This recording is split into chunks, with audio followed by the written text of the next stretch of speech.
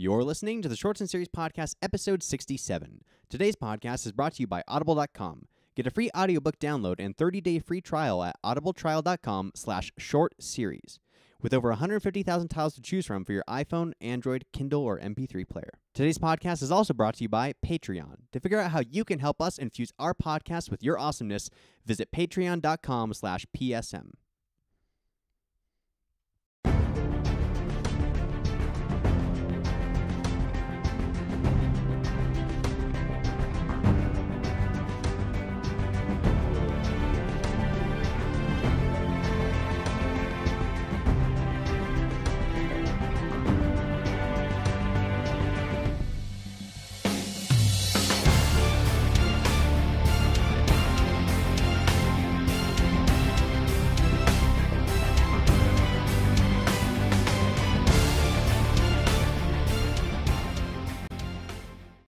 Hello and welcome back to the Shorts and Series Podcast, the podcast where we endeavor to prove that online video is a force to be reckoned with.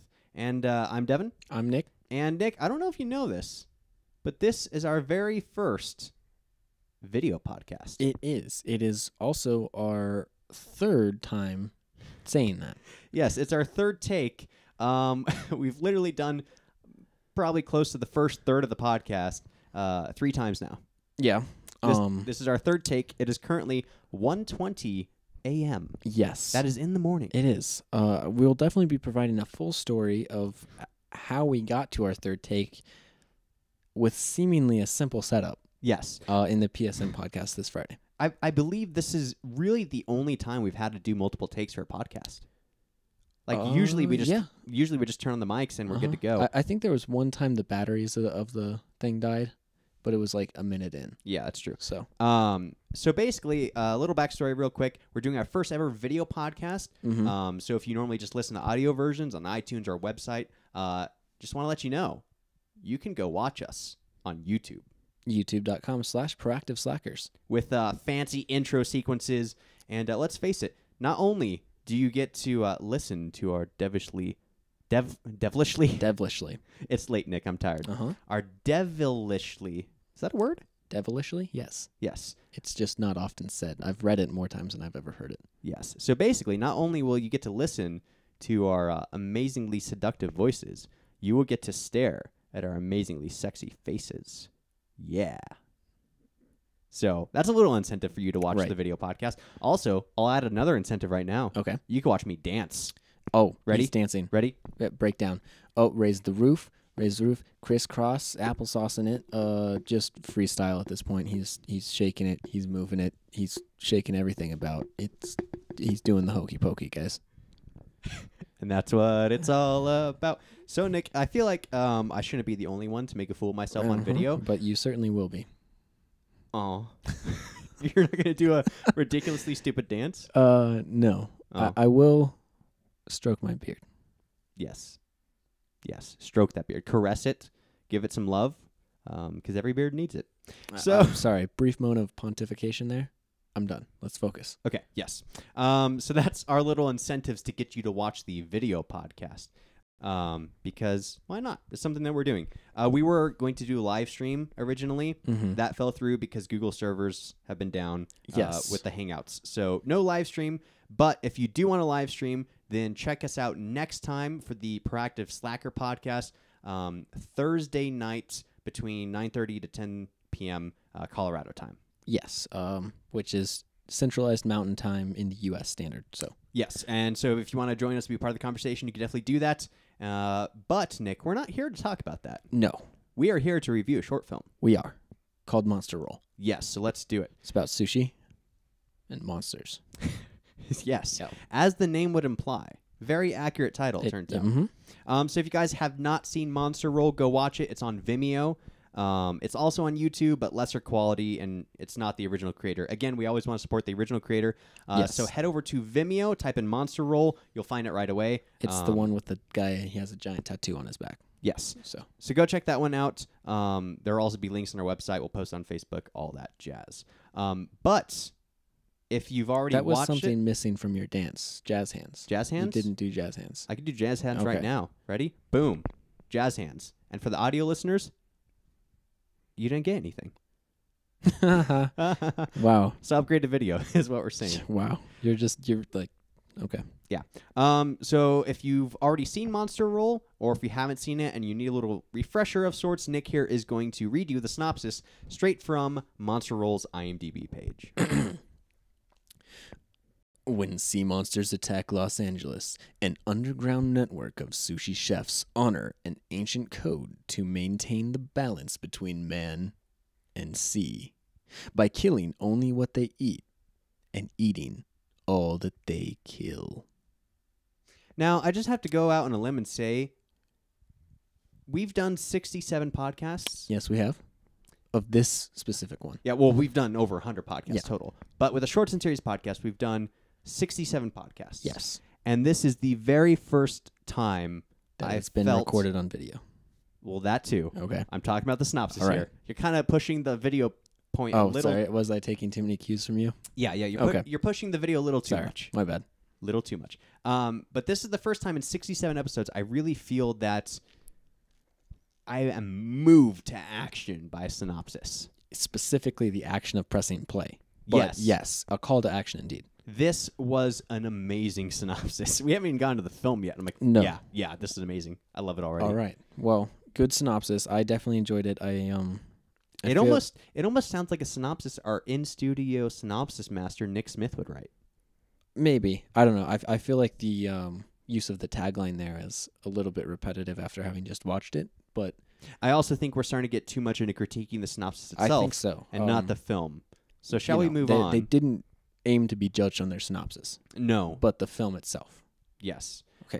So who is they, by the way?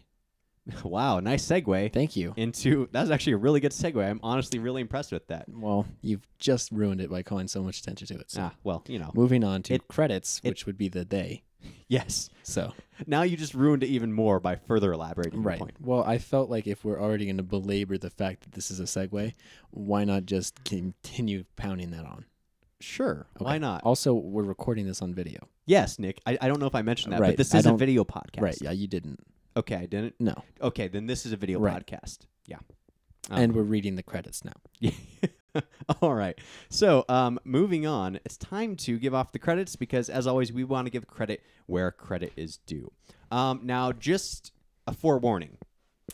Most of the people who are part of this film have Asian names, and I'm not good at pronouncing them. So, I'm sorry if I offend you. If you have listened to any prior podcasts, you will already know this fact. And should not be offended. I can't even pronounce normal, just like Anglo-Saxon names. No. I just butchered those all the time, too. I can't either, to be fair, so I'm not critiquing you on the fact that I can do it better. Okay. So it's names. So, without further... some of them. Yes. Without further ado, here are the credits, and I'm sorry in advance for mispronouncing all of your names.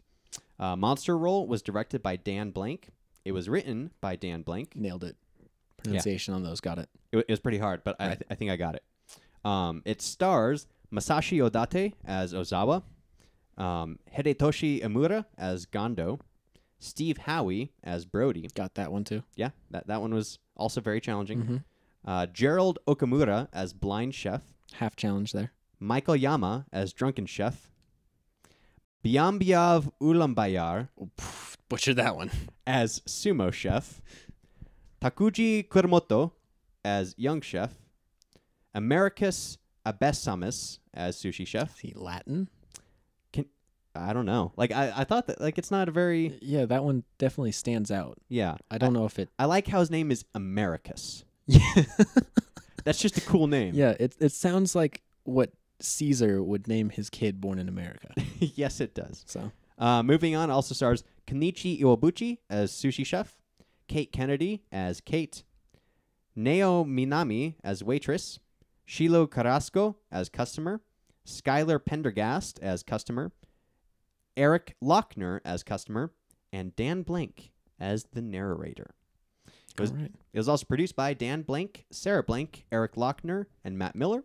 The music was done by Ryan Shore, and cinematography by Eric Adkins. Now, there's also an incredibly long list of all of the art departments and animators and visual effects Long list. It would be an hour-long podcast just reading off the names. So if you're interested in who is part of the visual effects and whatnot, just head over to the IMDb page, and you could find out all you need to know. Absolutely. I feel like a lot of those names were probably pronounced semi-correctly, but it felt strange to me because I've only ever heard Japanese through anime, and you did not say it with ridiculous accents. So okay, you're saying I wasn't dramatic enough. I'm saying you were professional. Okay, so good job. Are you? I'm trying to say good job. Okay, I will accept your compliments and then in turn degrade you for the rest of the podcast. Thank you. You're welcome. Let's talk about the plot. Yes. Moving on to the plot. Very simplistic plot. Pretty straightforward. Monsters. Yes. In Japan. And I feel like it was a simplistic plot because the goal was not to create a full film with a full plot. It was very obviously a pitch video. Yeah, proof of concept of a video that hopefully other people would want to watch enough to make into a full feature film. Yes. They actually, I believe at the end of the film, gave out the website. Yes. Which is monsterroll.com. Shockingly enough. Yeah. And if you go there, they're basically saying how this is a proof of concept film. They've always wanted to see something ridiculous where it's just sushi chefs fighting giant monsters because it's fun and, you know, not supposed to be taken seriously and they could just have fun with it. Exactly. But they don't have any plans to make it into a feature anytime soon. It's just seeing if people like it, and then based off that, will determine whether or not they make the film. Right. So hopefully they like start a Kickstarter or something because Kung Fury just got funded on Kickstarter. Even more ridiculous movie than this. I'll show you the trailer after the podcast, and I helped fund it. So if this movie is ever on Kickstarter, I will also give them $5. Nice. Basically, one of the things I like about this film, straight off, and I guess it's somewhat plot related, so I put it in this category, but in my mind, it's like a better Pacific Rim. Yes, you said that. I immediately have to disagree based almost entirely on the fact that you haven't seen Pacific Rim. I have actually seen Pacific Rim now. Okay. I watched it. It was better than I thought it'd be. I'll give you that. All right. I still did not care for it. That's fine. I feel like your expectations were completely tempered and 100% out of place, almost based entirely on your steadfast refusal to accept the fact that it was a fantastic movie. Well, here's the thing. Pacific Rim attempted to be too serious. Yes, it took itself more lighthearted than most movies in the drama action category would, but it was not lighthearted enough. It was still, they're trying too hard to be somewhat believable, and it's like they're giant robots fighting giant space aliens from the sea. No. This had the different. Yes. Well, completely. Because they did it right. Sure. Monster Roll. Guillermo del Toro, take some notes. Yes, exactly. Guillermo del Toro. It's very obvious that you're watching our brand new video podcast. Right. So, first off, welcome. And here's our tips for you. His tips. I want to make it very clear that I disagree entirely. Okay. Anyway, what I'm saying is Monster Roll knew that it was just a film to have fun. Sure. Wasn't even necessarily supposed to have the best visual effects ever. Right. We'll get to that more in the creative elements. But it was just a film to have fun and watch sushi chefs with ridiculous giant knives take on giant sea monsters. Now, see, that's where the Pacific Rim thing comes in. Because Pacific Rim, monsters from the sea start attacking humanity. Sure. Boom. This is the same thing. Giant knives, prevalent in both. However, this is my argument against yours. The main character of the sushi chef that was so ired by the fact that they were disrespecting their food, I agree, was just as serious about the entire situation as anyone in Pacific Rim. Yes, but in a mock manner. In a mocking manner. Okay. In Pacific Rim, they are supposed to be serious. He's mockingly being serious. Okay. So are you saying that those gold-plated shoes that he was wearing were serious? Nick. Yes. I think we're arguing about this too much. Okay. Basically, I'm just saying it's lighthearted and witty. I think it's clear that you're wrong, and we should move on. And it's very clear that you're wrong. And so with that being established and firmly set in stone, I agree. Let's move on. So. Okay. As I said, Sushi Chef does not think that the Americans have enough respect for the food that they're eating. They don't respect where it comes from or how they acquired it. Which, in large part, on a deeper, more serious note is very true. Absolutely. Overfishing definitely a concern because the population cannot replenish as fast as we are diminishing it. Well, and I like the motivation that they gave for the monster attacks in the beginning narration is we're overfishing, taking all the stuff that we just throw away, right? Right. And that's the food source for the larger giant sea monsters. And now that they don't have that food source anymore, it's like, well, let's go to the root of the source of our food shortage. The humans. We take them out. Now we have food. Or they're just replacing their food source with the one higher up on the chain that's eating theirs. Yes, the humans. Right. So it was a lighthearted, witty, goofy, silly way to make the motivation exist. All right. So I really like that. And we see that. First off, we start in the cafe. We get the little, I guess, initiation as to why the chef is upset.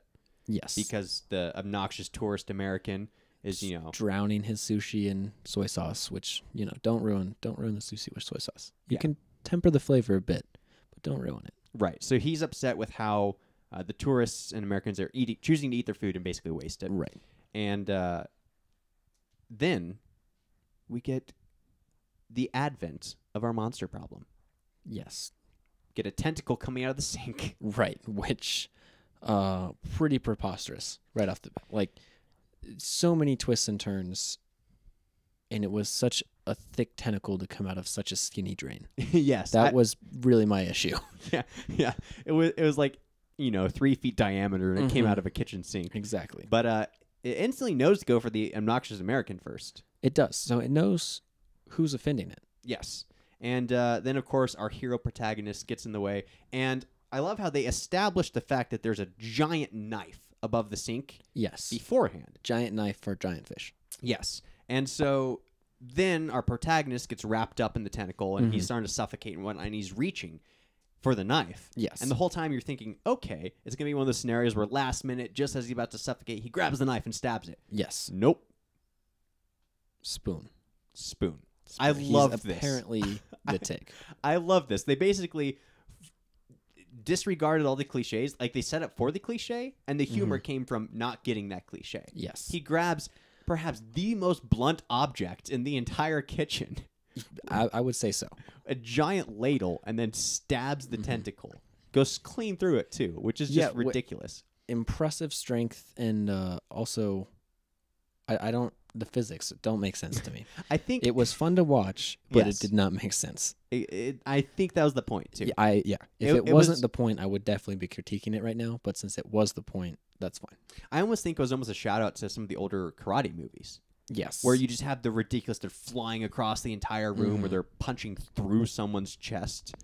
You know, or the like wushu kicking, where they're somehow gaining momentum to continue going up in the air, kicking off someone who's also going higher up in the air by jumping. Yeah. So it's like an endless jump ladder into the sky. It doesn't make any sense now. Yeah. But I liked it because of that. Yes. It was fun to watch. Which is all you really can ask for. Yeah. And speaking of fun to watch, I know your next note in here is about perhaps my favorite character in the film. I wanted to know... I'm sorry, I skipped a plot point. Anyways, there's an old dude. Yes. And he's very blind. Presumably just contacts. He has a very outrageously stereotypical beard. And he somehow hears the monster in the drainage pipes. Yes. And they chase him. And he is basically the old man who has all the wisdom. He knows why the monsters are here, and he knows where they are. Yes. Despite apparently. the fact that he's blind. And he is also simultaneously faster and standing still. Yeah, I noticed that because our sushi chefs run out into the street, and then across the street there's another sushi place. Yes. And the sushi chefs from there run out. So obviously it's affecting every sushi chef in the city. Right. They're all getting attacked by giant sea monsters. And apparently they all kind of acted like this is something that was expected to happen at some point. Yeah, well, apparently everyone in Japan knows about this secret pact with ancient monsters. Yes. But no one else does. Such as Mothra and Godzilla. Right. Yes. And so they all get together, and the old man is like, oh, they're that way, and just points. Right, and so but they all... in Japanese. Right. They all run off frame. Yes.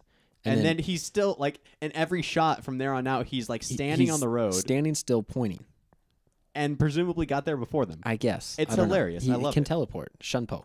Yeah, exactly. Reference if you didn't catch it. I didn't get the reference. reference. I didn't think you would. No. Is it an anime reference? Yeah. Well, I mean, also just Japanese culture. Okay. Probably why I didn't flash step, like a teleportation. Flash step. Yeah, but so fast, like you're moving too fast that you seem like you're teleporting. Okay. So this man clearly mastered Shunpo. That's what I'm saying. I thought he just mastered. He got all 3 words of the whirlwind sprint shout from Skyrim. Yortal Shul, I believe. Yeah. So, anyway, I clearly am such a nerd. I want to point out that you called it the whirlwind sprint. I knew the draconic language for it. I want to point out that you actually got a couple shouts mixed up. The words you just told me were for the fire shout. Am I? Seriously? Yeah. Okay. But all that to say, we're huge nerds, and clearly this old man has magical abilities or supernatural abilities to teleport. Right. That is clearly the only deduction that could be made here. And so at the end of the sewer drain, at the old man's beckoning, they find the giant octopus, I guess. It's not a squid. I was expecting a squid. It is an octopus. Yes. Which I guess explains how it fit through the sewers, because they have no bones. Yeah, so they could yeah, exactly. And suck themselves. It's pretty impressive. Have you seen what octopus can do? Oh, yeah. Yeah. It's pretty crazy. They can tiny holes, and they can just squeeze their whole body through it. They literally have one bone, and that's a beak. And it's so they can squeeze around that in anything. This has been the science lesson with Nick Smith. Thank you, Nick. Yeah, you're welcome. So they find the giant octopus and proceed to threaten it with very tiny knives. Yeah. I don't understand why they weren't using bigger knives or swords. True. Or guns. True. Or calling the military. Well, that would have been practical, Nick. Again, it's all about the fun of the fight and the adventure. So, threatened with tiny knives, the octopus grabs the guy and throws him, presumably miles, to his demise. I love that scene. It was pretty great. They're all just lined up. They're in their battle stances. They're all posed up and ready for battle, and there's tentacles goes, which is pretty much how the fight would go. Yeah, yeah. And then they cut away, so you can kind of assume that the octopus just did that to everybody. He just threw everybody, and they all died. You really think that's what happened? I think that's the most probable thing. Well, I would... Obviously not what happened, because the protagonist is still alive later, but... Yes. Again, I like how they all have the tiny knives, because in my mind, if this were a feature film, that would be half the fun of watching this. Is like, I can almost picture a guy with a tiny knife in each hand, like stabbing them in the monster and using them to climb it. Like almost like Shadow of the Colossus. Or like ice picks for ice hikers. They just get their little picks and they stick them in and they climb up like that. So it would be amusing. With like tiny rivulets of blood running down from each. Yeah. Or even just to have the ridiculous shot where the monster, jumps out the protagonist and all he has is like your standard like steak knife and he slashes out and the next shot is just the entire decapitated head of the monster just flying through the air. Like that ridiculous. Like that would never happen. What is this? No, it would not. It would make more sense to climb like a giant crab, but the octopus, I feel, could just easily reach any part of himself to grab you off and strangle you and eat you. Yes. So, well, I don't think the goal is necessarily to eat the humans, just to kill them. Yeah, but I mean, you got to have more energy to kill the other humans. I guess. So that does make sense. Yeah. I like how we're talking about logic in this movie. I don't know. I can't help it. I'm a logical person, Devin. I like how you brought up the fact that what weapons would be useful against a crab earlier, because we do see there's the cliffhanger. Yes. Where they're all just standing there. Octopus grabs the guy, throws him in the air. Right. Then it goes into like a cliffhanger montage where it follows each one of our protagonists from that main group that we started with and shows them each finding their individual monster. Yeah. It's like definitely a trailer setup where this is the plot. Okay, these are the cool scenes you can expect. Go see the movie. Basically. So we see snippets of different monsters. There's a weird like almost anglerfish kind of deal going on. A glow-in-the-dark giant fish. I guess is a threat to boats. But otherwise, it has no means of threatening land-based people. Well, Nick, it's a ridiculous film. Okay. I'm sure they'll find a way. All right. Saw a giant crab on the highway. Yes. Being chased by a guy on a motorcycle with 2 katanas on his back. Yes. Yeah. See, Nick, you're complaining about them not having giant swords. There's your giant swords. Well, I didn't say they didn't get them later. They're saving them from the movie. I'm saying that they actually tried to attack him with tiny knives. Like, yeah. And then they learned my pocket knife is bigger than the knives they were using. See, they tried to fight the giant octopus with the tiny knife. Oh, okay. Didn't go well. And then they learned their lesson and went out and got the katanas. They couldn't have any predictive abilities. They had to learn by experience only. Yeah, exactly. Okay. So when the movie comes out, they'll have learned their lesson. They'll have like a Gatling gun and some katanas. Okay. Can we get a Gatling gun that fires katanas? Yes. Okay. Now that's a movie I would go see. Absolutely. I would definitely go see that. Okay. The next note in here is by you saying better than Pacific Rim, and it's wrong. Yes. Well, So, I feel like we've already established this. Move on to characters. Nick. Briefly wrong. Nick. We've already covered this, but just want to say. Reiterating. I'm entirely right. I'm completely right. That's a strange way to say wrong. Well, it's because I'm characters. You're just not letting me get a word in, are you? I'm trying not to, but you're dogged. Basically, in the Pacific Rim argument, I'm right. Now we can move on to our thoughts on the characters. So, again, since this was a pitch film, we didn't get much characterization, but we did get the motivation, which is really all that matters with this kind of a short, fun film. Exactly. And it was a little bit racist. Tiny bit. It's walking that tight line between racial and racist. Yeah, I feel like if it wasn't made primarily by a bunch of actually seemingly Japanese people based on their names, it would definitely be racist. Yeah. Yeah. So, yeah, you're right. Yeah. That's all that can be said there. But it was this might make us horrible people, Nick. It was still entertaining. Yeah. I would say non-violent racism is often entertaining. You heard it here first, people. Yeah. Nick Smith, our resident racist. I guess I'm bringing that one back. Oh, it's funny, Nick. And we're both white. Yeah, and you could see that. You can see on that the video podcast. Yeah, we have a video podcast, so you can identify our ethnicity.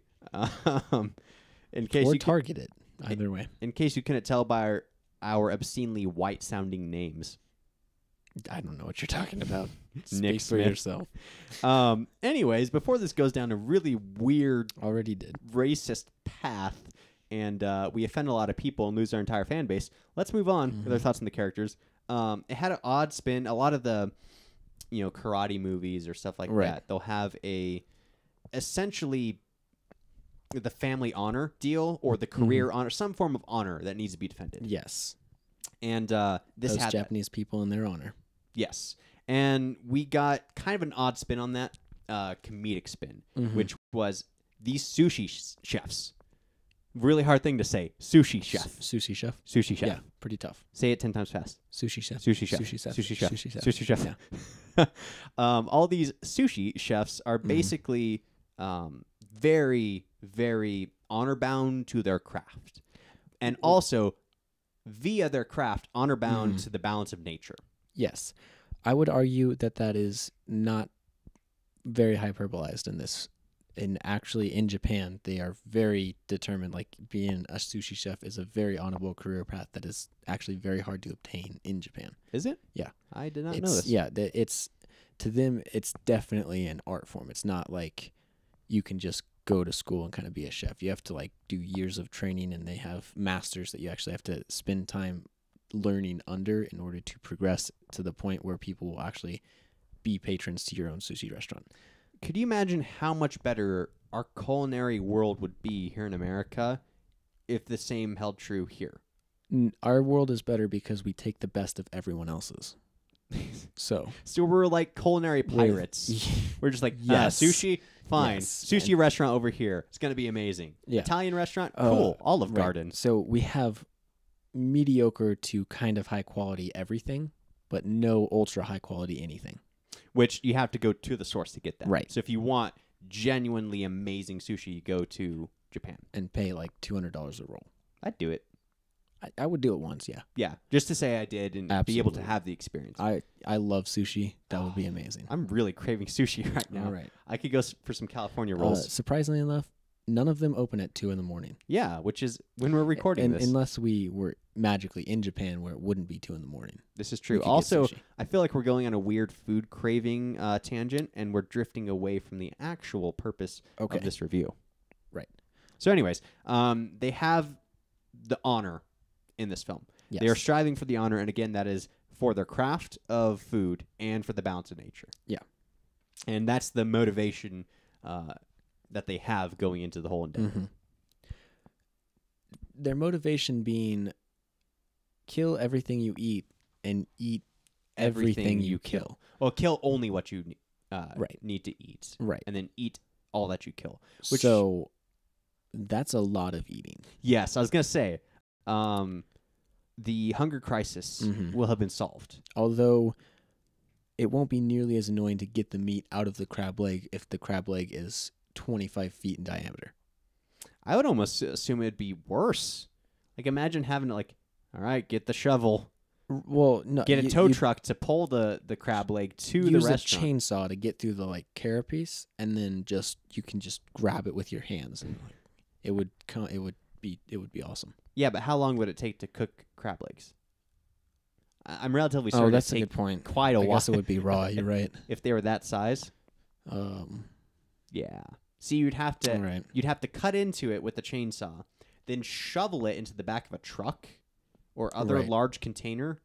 I feel and like then deliver it to the restaurant and then cook it separately. Yes, they're usually steamed crab legs. Yes. So I feel like somewhere there exists an industrial strength steam machine. I don't know like what that would be used for, but I'm assuming some sort of factory has a use for large quantities of steam. So just use that. Okay. That's my suggestion. So we have figured out what we're going to do when all these monsters have been slain. We're not going to help slay them, just help eat them afterward. Pretty much. Yeah, I'm okay with that. All right. But anyways, going back on track, we're drifting off a lot this podcast. It's, again, 2 a.m. Back to our thoughts on the characters. I feel like there's a very obvious protagonist in this one. Granted, we had a group of people, but the first guy, that first was fighting the tentacle by the sink. So much honor in him. He really hates the fact that other people are not respecting nature mostly. Yeah, and also he just looks the part of a hero the most out of all of them. Almost to the point where like their whole group almost reminds me of the Underdog movies, where you have this entire group of characters that are vastly different from each other. Like each person's their very own unique character. There's the slacker, the goofball, the old guy, all that kind of stuff. Yeah. But together, they are the team of valiant good, headed by our very clear, bearded, and epic-looking protagonist. Yes. Which I like. It gives kind of an old-school feel to it. Like, Underdog movies aren't really a thing anymore. They're pretty much in the 80s and 90s, and now they're just kind of gone. I feel like they've changed.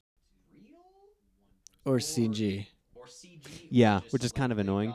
So I like having the group ensemble, underdog feel to a film. I feel like it was especially CG when it's enhanced a photo, monster, so it wasn't fighting like a ridiculous video circling around his back. So, it was I quite liked it.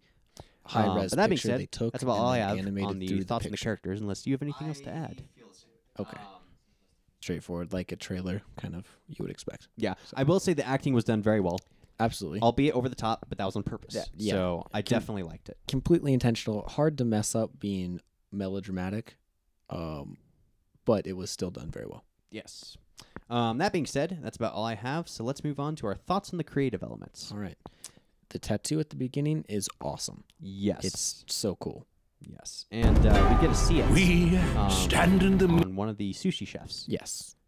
In the film as well. Now, that makes me wonder, do they all have it, or is it just that one guy? Is it like a clan, or... I would assume it's a thematic connection, but I don't think that you have to have the tattoo to fight the monsters. Okay. I don't know, though. Yes. Because we only saw that one guy. So. Yeah. Very cool tattoo, though. Absolutely very cool tattoo. And just the frame before you click play with just that tattoo. Oh, the thumbnail? In brilliant HD. Yeah. It looked amazing. Yeah. It definitely looked like something I wanted to click play on. Well, and I know we're talking a lot about just a tattoo, but I was wondering, especially in the opening sequence when the narrator's like kind of setting up the story and we see that tattoo, I was kind of wondering, is this real? Or CG? Or CG, or just like they got an artist to put it on the guy's back for the film. Yeah, I feel like it was a CG-enhanced photo, so it wasn't like a video circling around his back. It was a high-res picture they took and then animated through the picture. I feel the same. Okay. But it looked great. It did, and it looked real. For all we know, they could have been like, all right, you have an awesome tattoo. We're showing that off in the movie. Like, at some point, you're going to have to take your shirt off because we want to see that tattoo in the film. I feel like a guy with that tattoo would be very ready to take his shirt off. Oh, yeah. Just to show off the tattoo. Yes. But anyways, that being said, there's a lot of talk about just a tattoo. It was a cool tattoo. It was. It was very cool. Shall we talk about it for another half hour? Yes. Okay. Anyway, so I really CGI. liked... Oh, I thought you said yes. I said yes, but I meant no. Oh. Well, then you lied. You're a liar is basically what you're saying. You said one thing. Right. While meaning the other. Dramatic irony. No, you're just a liar. Okay. All right. I lied. I'm sorry. Anyways, the CGI. Yes. It was at times amazing, at other times cheesy. Yeah, but it was never cheesy in a way where I thought it was bad. Like, obviously, it was lackluster. Like, yeah. It didn't feel like they didn't try hard enough. Yeah. Like, obviously, and I'm sure most of you guys who have watched it would agree, it's not the best CGI I've ever seen. No. I've seen way better. I could tell it Pacific Rim was better. I will grant you that. Okay. I will give you that one tiny victory. Okay. Pacific Rim had a multi-million-dollar budget. This did not. So obviously, Pacific Rim had better.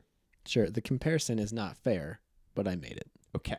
Anyway, it was not the best CG I've ever seen. It was not the most lifelike, but I also don't think it was meant to be. No. It was supposed to be somewhat cartoony and cheesy. And let's just face it, far better than Mothra and Godzilla. Yes, you mean fake cities made of cardboard and men standing in them, or in suits. Godzilla versus King Kong. Oh, have you ever seen that one? No, I don't think I've seen that one. I would say it's worth a watch, okay. Just to say you've watched it because it's that just bad. The fight scene. I have it on VHS. All right, I don't have a VHS player. Well, we'll buy one. I'm sure we could get it for like $2. That's okay. I tell you what, you buy me a VHS player, hook it up to my TV, press play, I'll watch it. Okay. It's a deal. It's not going to happen. No, it's a deal. It won't, just because it's too much effort for me to put forward. Exactly. I might find it on YouTube or something and watch it. But that's actually way smarter. It probably is. I'm saying, yeah. It's probably exists on YouTube. Anyway, the CGI, very cartoony, but it was more cartoony, but not in a childish way. Yeah. If that makes sense. It was, I thought, the most kind of fitting animation they could have done. I would agree. It was surreal, but not unreal. I like the use of surreal. Yeah. That's probably the best way to describe it. It was good. Yeah. I liked it. And I think it was definitely amplified by the interaction the CG had with the environment, i.e. the bumps or whatever, the suction cup marks on the neck. Yeah, I liked that a lot. We see our lead protagonist later, and he has like the little sores that are all sucker shaped all over him, and that was just like a little touch that I don't know why, but I liked it a lot. Because it was very well done makeup, and the fact that it was well done and very well thought out made it amazing. Well, I just feel like most filmmakers wouldn't think to include that little detail. Like, it'd be general bruising or general scrapes, but not like suction cups. Yeah. You know? I feel like they knew how octopus hunts, because that's how they would do it, is strangle you and pull you in. There was a sink in the way of pulling him all the way to the beak, but it still tried the same tactic, and I feel like it was thought out very well. Yeah. I also like the character models for the monsters, because they were, again, kind of cartoonish but sinister, but not too sinister or too cartoonish. Yes, and they also weren't obnoxiously foreign. They were definitely just huge versions of pre-existing things. Yeah, like slightly modified to look more monster-esque, but still like something we recognize. Because I feel like a lot of monster movies these days, they just make this super complicated and convoluted monster. Yeah, and like the one with the shaky cam. Cloverfield? Yeah. Yeah.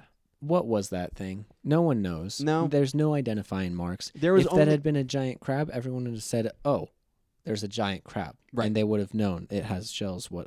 You would know more about it just by the sight. Also, you only got a good look at the monster for like literally 10 seconds of the entire 2 hours of the movie. Unless you paused it. Well, no. That's ridiculous. No. Basically, what I'm saying is most monsters in monster movies these days are too complex. And the footage is usually always shaky, so you can't see what you're looking at. Exactly. And so I like these character models because you could obviously tell, oh, it's a giant crab. That's a giant octopus. It's going to try to eat you. That's a giant anglerfish. Yeah. Yeah. So I really like that. Also, I like kind of the subtle shout-outs they did to old karate movies, especially with the swish pans and like zoom-ins, the really quick zoom-ins, accompanied with the sound effects. Yeah.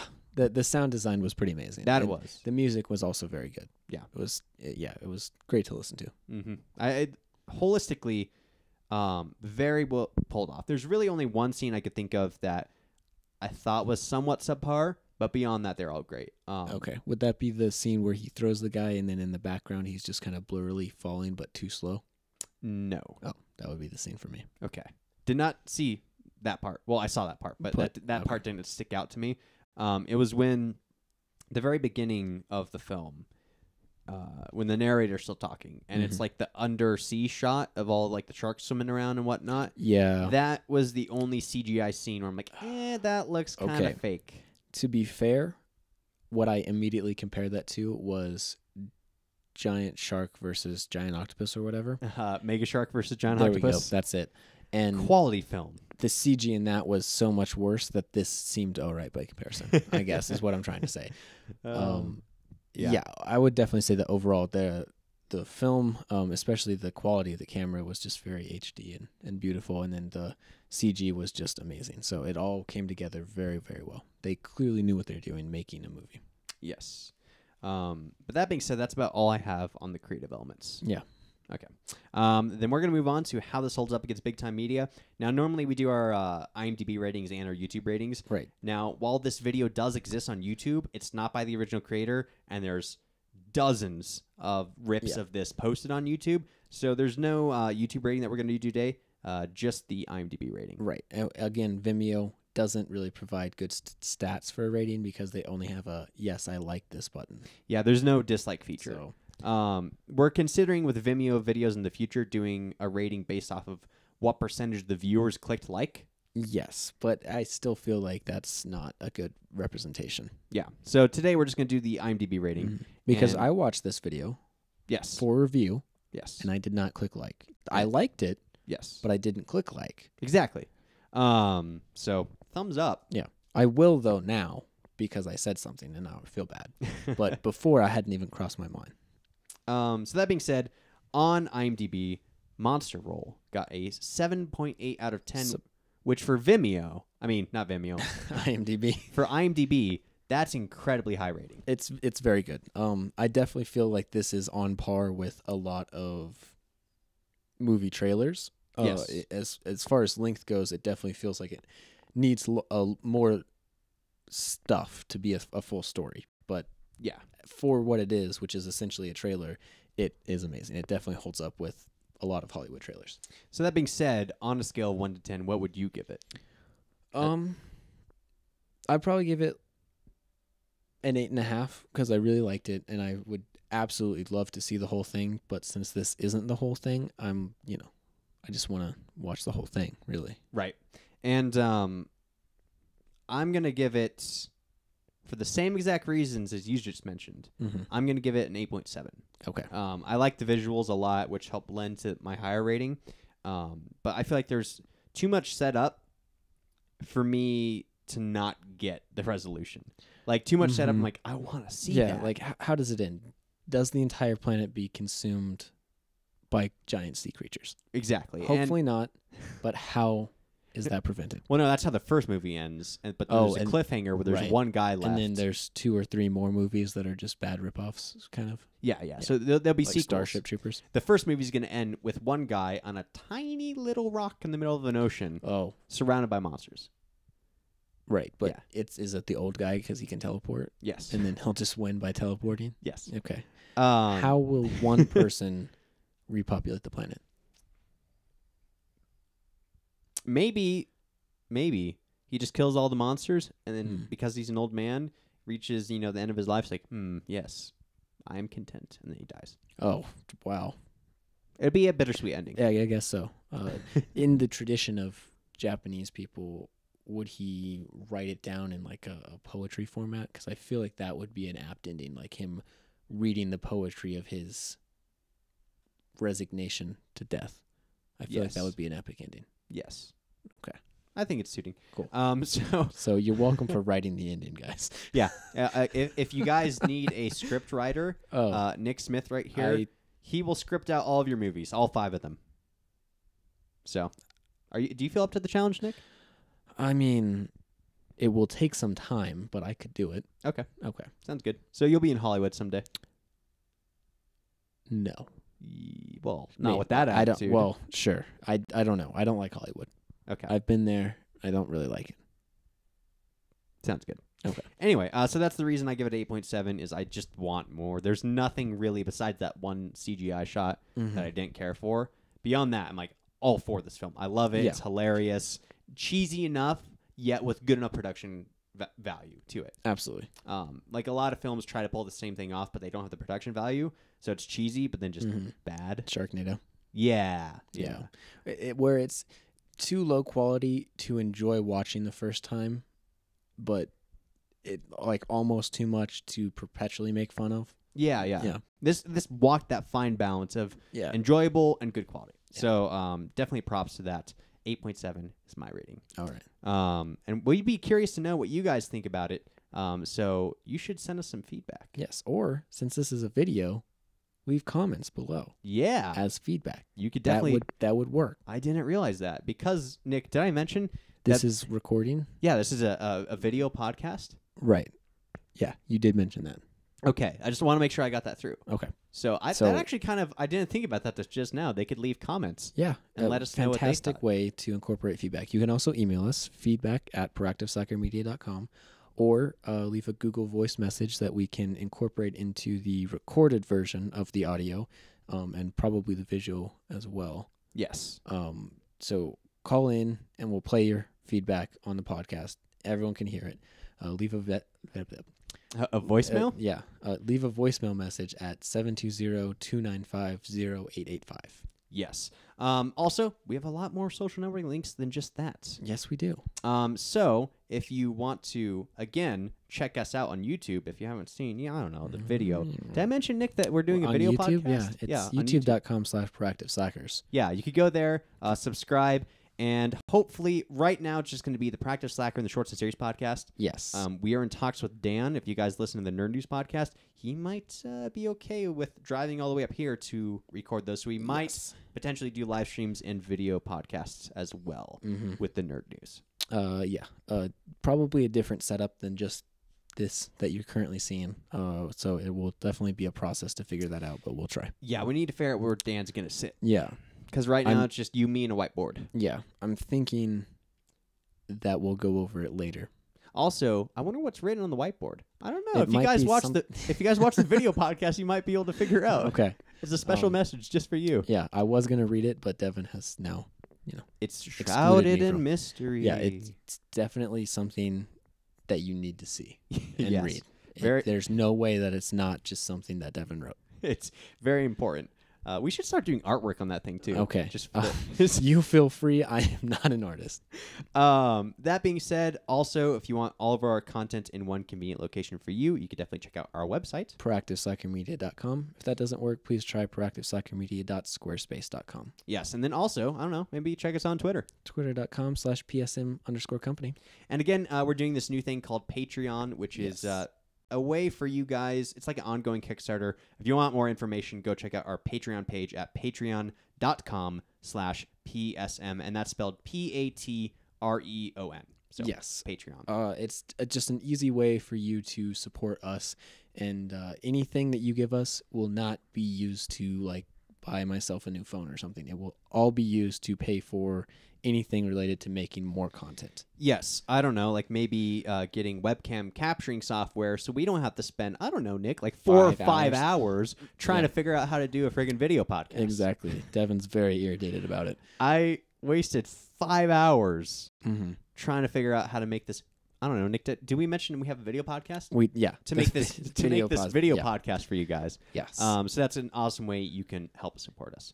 Also, speaking of social networking, we have our own personal Twitters. Yes, I'm at ProSlackerNick. And I'm at Devynn_H. That's DEVYNN_H. Yes. You can also support us by purchasing things at our Cafe Press store. Yes. cafepress.com/ProactiveSlackerMedia. And that being said, I think that's about all our social networking links. I think so. There's quite a lot of them these days. Yes, the list keeps getting longer, and it's hard to see if there's something that you can remove, Yeah. So, also, hopefully these links will be clickable in the video format. Yes. Easier to access. If I'm not too lazy to put up the clickable annotations. Okay. we'll see. Depending on Devynn's laziness, we'll see. Nick, it's 2:09 in the morning. No, I've had a long day. I might be too lazy when editing this to put in the time to put in the annotations. Okay, that's fine with me. They'll be up for subsequent videos, surely. Yes. Okay. That being said, we're just gonna keep doing podcasts until we die. So you can commitment. You can join us next Monday for the next episode 68 of the Shorts and Series podcast, or this Friday for the Practice Slacker podcast. Yes, potentially live. Yes, between 9:30 and 10:30. Yeah, well, Central Mountain Standard Time. Yes, we'll send out a link to the Hangout once we go live on Facebook, potentially also on Twitter. That way you guys can join us. Absolutely. Once again, this podcast was brought to you by Audible.com. Yes, go check them out. If you want a free audiobook and a free 30-day trial, head over to audible.com/short series. Yes. One audiobook that I would recommend is The Hitchhiker's Guide to the Galaxy. Yes. That is my favorite book. I've read it far too many times for my own good, and higher number than I'm willing to admit. Yeah, if you're a sci-fi nerd or just a nerd, this is the book for you. If you laughing. If you don't like laughing, don't listen to it. Yes, amazing comedy, perfectly executed writing. It's hysterical. Yes, so check it out at audible.com/short series. Yes, or don't check it out if you hate laughing and having fun. Right. Yeah, you terrible person. But that being said, we will see you guys later. Thanks for listening. Thanks for watching. Nick, did I mention we're doing a video podcast? Yeah, he did. Thanks for listening and for watching. And we will see you next time. Goodbye.